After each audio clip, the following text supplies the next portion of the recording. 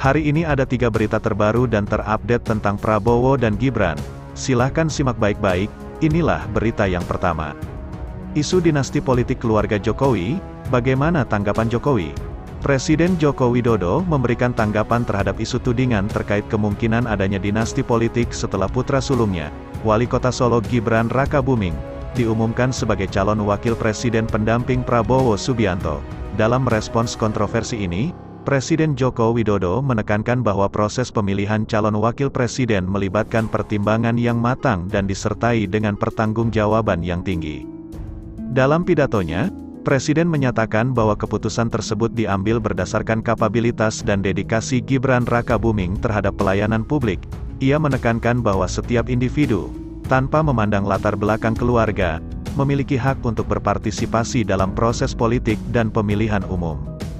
Presiden juga menambahkan bahwa pemerintahan harus terus berfokus pada penguatan demokrasi dan transparansi dalam menjalankan roda pemerintahan. Ia menekankan bahwa partisipasi masyarakat dalam pemilihan umum adalah kunci utama keberhasilan demokrasi, dan bahwa pilihan calon pemimpin harus didasarkan pada kapabilitas, integritas, dan visi untuk mendorong kemajuan negara.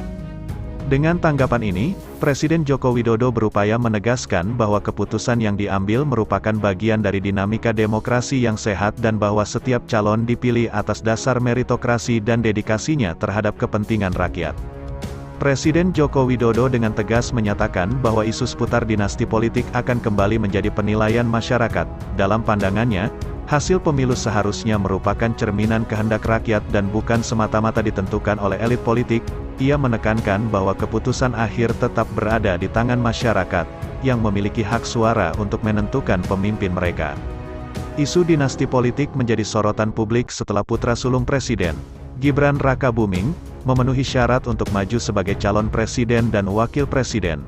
Keputusan Mahkamah Konstitusi, yang dipimpin oleh Anwar Usman, pamannya Gibran, untuk mengubah syarat pencalonan presiden dan wakil presiden menjadi salah satu poin penting dalam polemik ini. Mahkamah Konstitusi menyatakan bahwa seseorang yang belum mencapai usia 40 tahun dapat menjadi calon presiden atau wakil presiden asalkan memiliki pengalaman sebagai kepala daerah atau menduduki jabatan lain yang dipilih melalui pemilu. Keputusan ini memunculkan perdebatan terkait adanya keterkaitan keluarga antara Gibran dan Ketua Mahkamah Konstitusi. Dalam konteks ini, Presiden Joko Widodo berusaha menegaskan pentingnya menjunjung tinggi kehendak rakyat dan menjaga integritas demokrasi. Meskipun ada perubahan dalam persyaratan pencalonan, Presiden meyakinkan bahwa akhirnya, suara rakyat akan menentukan arah demokrasi Indonesia. Inilah berita yang pertama, sekarang Mimin akan bacakan berita yang kedua. Gelar mimbar bebas, ratusan mahasiswa di Medan tolak politik dinasti. Ratusan mahasiswa lintas perguruan tinggi di Medan, Sumatera Utara, menggelar mimbar bebas di kampus Universitas Katolik Santo Thomas, Jalan Setiabudi, Kota Medan, pada Kamis tanggal 30 Desember tahun 2023. Aksi ini diorganisir sebagai wadah untuk menyampaikan penolakan terhadap politik dinasti dan kehadiran calon presiden yang diduga terlibat dalam pelanggaran hak asasi manusia. Ketua Badan Eksekutif Mahasiswa Fakultas Hukum Unika Santo Thomas, Mujur Leonardo Manalu, menyatakan bahwa Aliansi Mahasiswa Sumatera Utara menolak politik dinasti dan pelanggaran HAM. Ia menekankan bahwa pandangan ini merupakan sikap mahasiswa terhadap politik saat ini. Aksi ini juga menjadi respons terhadap sorotan publik terkait putusan Mahkamah Konstitusi, MK, yang dianggap cacat prosedural dan melanggar konstitusi demi kepentingan kelompok tertentu. Mujur mengungkapkan keprihatinannya terhadap putusan MK yang dinilai merugikan hukum dan masyarakat. Ia berpendapat bahwa oligarki telah berhasil meloloskan aturan yang hanya menguntungkan golongan tertentu. Oleh karena itu, ia mengajak masyarakat untuk lebih cermat dalam memilih pemimpin pada pemilihan presiden 2024 yang akan berlangsung pada tanggal 14 Februari tahun 2024. Mujur menekankan bahwa mahasiswa ingin masyarakat menjadi cerdas dalam menentukan pilihan dan menolak politik dinasti serta pelanggaran HAM.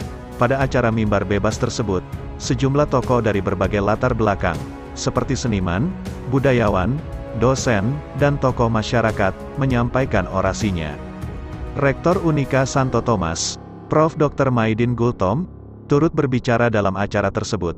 Ia menyatakan bahwa demokrasi merupakan pondasi bangsa yang harus dijaga bersama. Mimbar bebas dianggapnya sebagai bagian dari upaya menyelamatkan nilai-nilai demokrasi yang menjadi ciri khas kehidupan bangsa. Maidin menekankan bahwa demokrasi bukan hanya sebatas pemilihan umum, melainkan juga tentang partisipasi aktif dan kebebasan berekspresi. Sebagai akademisi, Maidin merasa memiliki tanggung jawab besar untuk tidak hanya menjadi saksi, tetapi juga pelaku dalam membangun demokrasi yang sehat dan kuat. Ia mengajak mahasiswa dan seluruh komunitas akademik untuk bersama-sama menjalankan peran ini dengan kesadaran dan komitmen.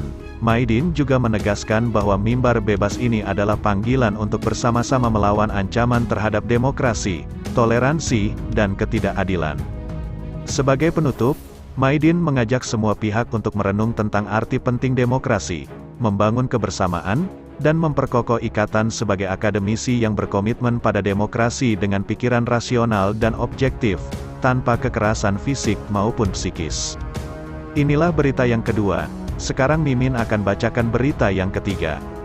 Isu politik dinasti Serang Prabowo Gibran hingga ke Riau, Ketum Beta Gibran, mereka panik. Isu dinasti politik yang terkait dengan calon wakil presiden, Gibran Raka Buming Raka, tetap menjadi sorotan pihak tertentu.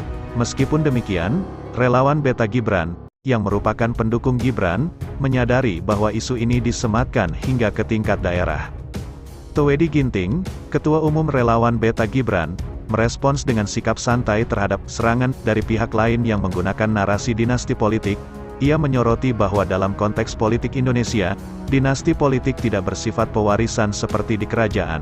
Siapapun memiliki hak untuk mencalonkan diri, dan pada akhirnya, keputusan ada di tangan rakyat yang memberikan suara.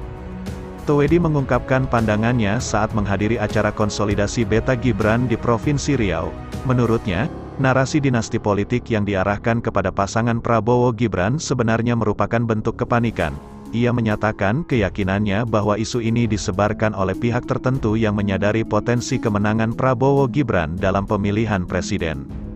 Lebih lanjut, Tuwedi berharap agar kekuatan mesin politik dan relawan dapat saling mendukung di lapangan. Sinergi antara keduanya dianggap penting untuk mencapai tujuan bersama, yaitu kemenangan pasangan Prabowo Gibran dalam pemilihan presiden 2024. Tuwedi juga menegaskan bahwa suksesnya kampanye tidak hanya tergantung pada kekuatan partai politik, tetapi juga memerlukan dukungan langsung dari masyarakat yang diorganisir oleh relawan. Dengan mengawal Prabowo Gibran, mereka berharap bisa meraih kemenangan dalam satu putaran pemilihan presiden.